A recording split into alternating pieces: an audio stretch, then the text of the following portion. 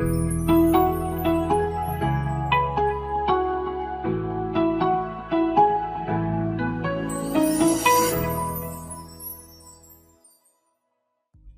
friends and dear partners and our dearest investors. Today we are doing this interview to update all of you on the future prospects of NTDOP, more popularly known as Next Trillion Dollar Opportunity PMS.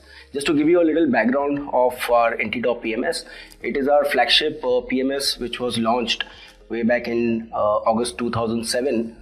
Therefore, the fund has completed now 16 years of track record.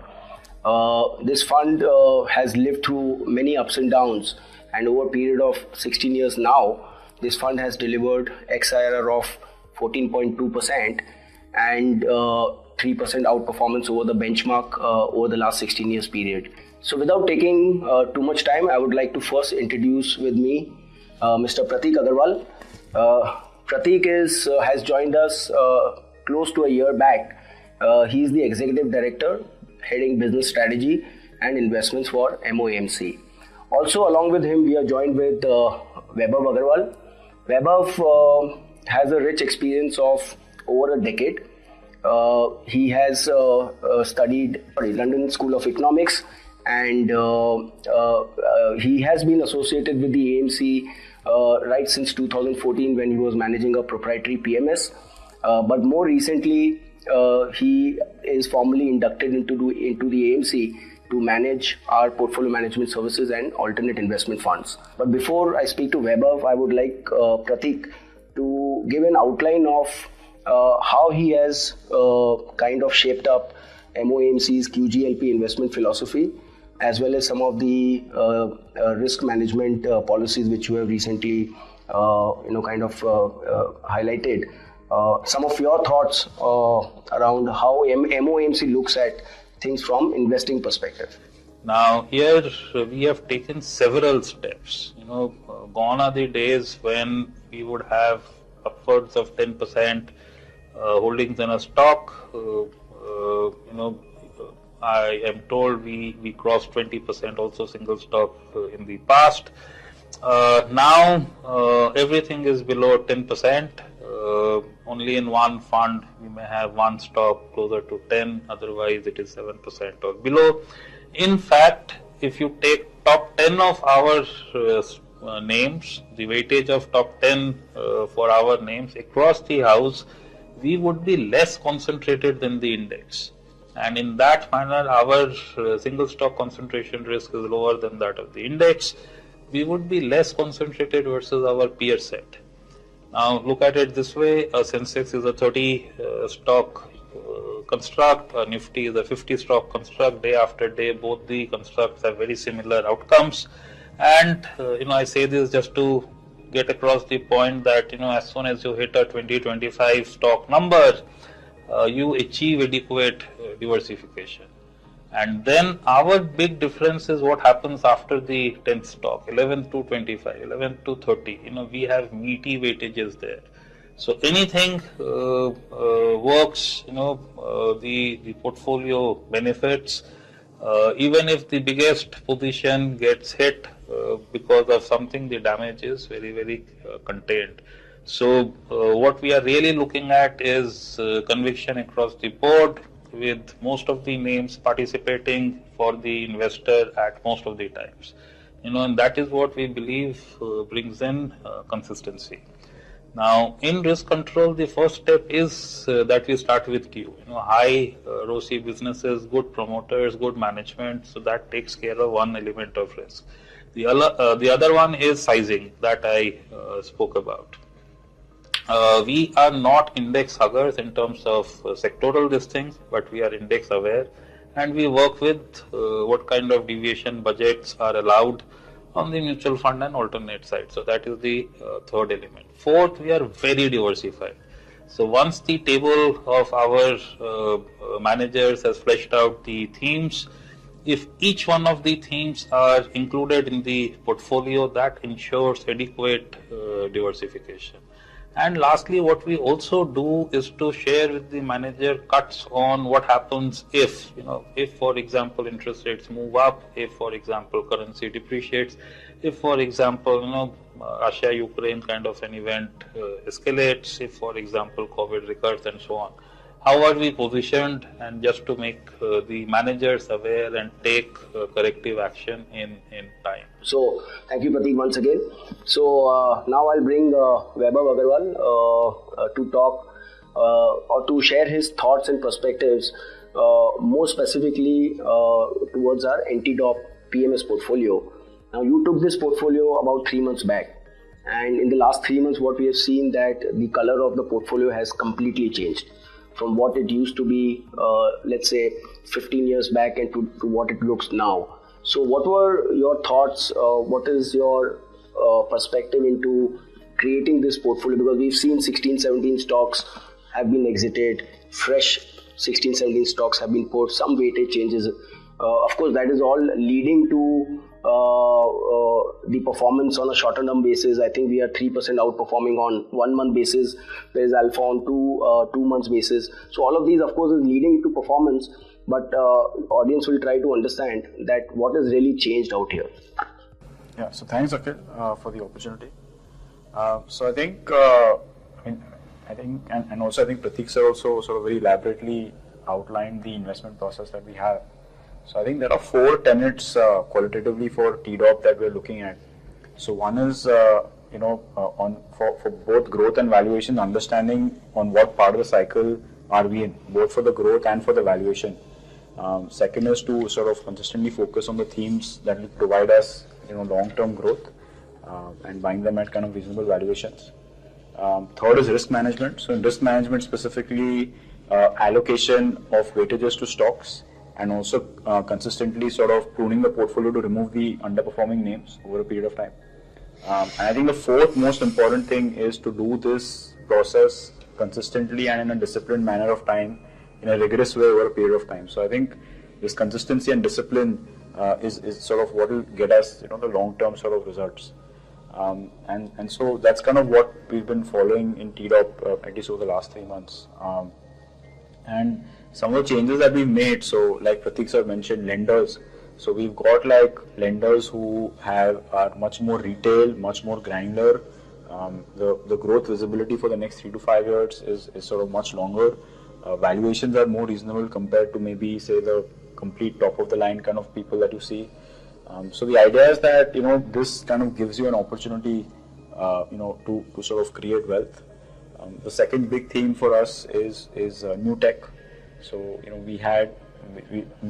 earlier we maybe only had traditional tech, where the growth was sort of questionable. But now going forward, we think that new tech, where which has seen a huge focus towards profitability and capital allocation, that can sort of do very well. And we also have themes like hospitals in our portfolios, and like that we've identified many themes. And because the portfolios are granular and because they're much more broad-based, you would see that we have in the portfolio we currently have about 30 stocks, and so it's a very sort of granular kind of portfolio. And mind you, just because there are 30 names, it doesn't mean that it's lower growth or it's lower expectation. In fact, each name, each theme in the portfolio is power-packed with growth. So each name has been very carefully curated, very carefully selected, and so that's why we think that this portfolio over a period of time, should sort of consistently give the kind of results that we're looking to get. Yeah. So I think 2 points coming out. One, that the growth has been dialed up from 17% to 24%, which is almost 7% uptick on the growth. So that growth quotient in the QGLP framework clearly is reflecting in NTDOP. But what I really find as a highlight is that the PEG or the valuations have really not gone up. Given that growth has gone up, doesn't mean that we are buying expensive portfolio, because the price earning to growth is still it used to be 1.2 times, it is 1.3 times. So you're getting high quality, which was always there in NTDOP. Now you're getting high growth and you're buying at very reasonable valuations. As they say, closer to 1 is where you're getting more and more reasonable in terms of entry points.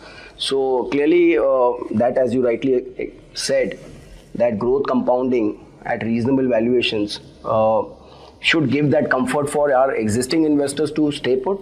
At the same time, I would say that it's a classic case where we should get more allocations. We are now showcasing our portfolio along with the themes. Yeah. And I would urge the team and the investors to look at the portfolio along with the themes. They will quickly understand it and get comfortable with what we are doing. Yes. This is the method in the madness. This is a very sharply culled out portfolio. I would say all of our portfolios, including this one, is highest growth in EPS portfolios in the business. And like you are saying, on mini valuation parameters looks comparable with the index. I'll say we now want to be true to the wrapper. Something we believe is NTDOP, next $1 trillion participation in the economy, leading that part of the economic growth and so on. We are trying to build a portfolio of those names rather than, starting from any other view. So start point is NTDOP. Yeah. No, absolutely. So we'll not go into stock specific, the way you are trying to coach us also, but we'll stick to the macro themes. One would want to know that, let's say consumer is again one theme where we have high conviction, but there's a change in stance from FMCG to high-end discretionary brands. So in this portfolio, how would you explain that? Why would you do this? What is the tailwinds you feel? And two sectors within this theme which we think might do well. So one is jewelry. So jewelry we think looks to be at an interesting inflection point. And there are players available who have reasonable growth. There is one player who has shown the way, and there are players who've sort of replicated some of those elements in a very nice way and are available at reasonable valuations because of maybe yet the market trying to understand the strategy and all of that. So I think we have a little bit of a understanding there. And then also hotels. So for example, hotels has come out of a significant down cycle and has gone into an up cycle. But we think that it's going to sustain for a long time because demand is very strong. Yeah. And in fact, now hotels are giving away bad business to keep the good business. So this shows the bargaining power. And the total branded number of rooms in India, for example, is only 70,000. But the demand far out exceeds that. So clearly sort of huge headway of growth there. So IT again is an interesting sector where we've done some modifications in the portfolio. IT has been an underperformer for last year and a half, I think. Either of you can take IT as a theme, and I think we have been one of the early backers of the digital consumer company. So maybe we can try and cover this aspect, which is also reflecting in the portfolio. So wherever we see tailwinded companies in a very difficult situation, we want to be with them. As a house, I think we would be underweight IT except for a fund or two. Yeah. But whatever exposure we have is through mid-cap IT. True. Now, very interestingly, like I said before, new tech is a theme that we have latched on. There is a change there. Earlier, the guys were saying we will make 100 rupee of losses this year, and next year we will do so much more and make 200 rupee of losses, and the third year more losses. Now, that is something we felt market could never understand, and there was one reaction that the market gave to the stocks. But then I think that was a lesson to many of the entrepreneurs, and they started to give out a guidance of turning EBITDA positive sooner than later. And many of these businesses are touching our lives. Many of these businesses are stronger brands than the strongest that we knew. Okay, two names that we have in the house, Paytm and a Zomato, would be known by every kid in the country versus any other brand. So that gives you some kind of a strength of the brand. And if the management is now giving guidance of converting losses into profits, and already you are seeing net cash accretion on the books, and coupled with skepticism on the street, I think as that skepticism turns into belief, I think there is enough upside that is there. So the last aspect of the portfolio where there are fundamental changes, what I've seen here is a lot of exposure has been given to manufacturing, defense, auto tech. This is where several names are figuring, and I think there's a small exposure given to power also, and we are seeing that there are capacity constraints on the power. So these are some of the firsts we are seeing in MOMC and NTDOP portfolio. So maybe you can explain the manufacturing side, and then what is the thought behind this, maybe a small introduction exposure into power. Let me do it a bit philosophically, and you can then take over. See, look at the journey till 2020. We were in a globalized world where we were seeing spaces of our manufacturing getting hollowed out, and larger companies actually sourcing more and more from China, branding and distributing it in the country. And yes, services did very well, so that is what was part of the portfolio. Yes, consumers did very well, that was part of the portfolio. Now, post-COVID, few things have changed. In many ways, progress of globalization has halted. There is reverse globalization that people are talking of. If America says we want to make America great again, it basically means manufacture more there, which can happen only when they provide some support to the industry. Otherwise, China does it more cheaply than anyone. We always wanted to do that. And if every country in the world is saying the same thing, it is giving us a lot of leeway to do. So we have rolled out as a country several PLI schemes, one after the other, and it doesn't stop. We have been increasing import duty protection, whenever there is any semblance of a hurt to our industry. Defense indigenization is a big theme. So, this is what is happening. There are examples and examples. For example, if a large American car maker says, I will manufacture in China and sell in India, and once the market develops, I will come here. We say, boss, if you want to access our market, jolly well come here and manufacture. True. If that is the signals that go about, we are one of the largest markets even now globally. Fifth largest economy in the world means fifth largest market in the world. People will come here and manufacture. We just have to get few of the things in place, make land available, improve labor laws, and we are seeing all of that happen. So the tailwinds to manufacturing is very strong, and hence that is starting to reflect in the portfolios. Couple of things. One is on the manufacturing side. We have a reasonably broad-based set of names across defense, across electronics, EMS companies, then also companies that have exposure to railways, companies that have exposure to auto. So the end clients of the manufacturing companies that we have are quite broad-based, and India has clearly seen an impetus towards manufacturing in the last couple of years. So the names we hold in the portfolio obviously benefit from that. On the power side, India is actually it's the power grid has become sort of opposite in the sense that the power costs have shot up in the night, and they've become much lower in the day because of solar power sort of being generated excessively during the day. Now India is in a severe power deficit kind of a segment, and so what we are doing is we are playing it through names that we think will be the biggest beneficiaries and are also the leaders in that space, because having cash flow in the power sector and having low cost of debt is a huge competitive advantage. So going with names that sort of have or are in that position is sort of the stance that we've taken. So I think MOMC seen as an ideas powerhouse because that is visible in the portfolio. A lot of stocks are coming in our portfolio much ahead of time, much ahead of some other portfolio managers actually buying it.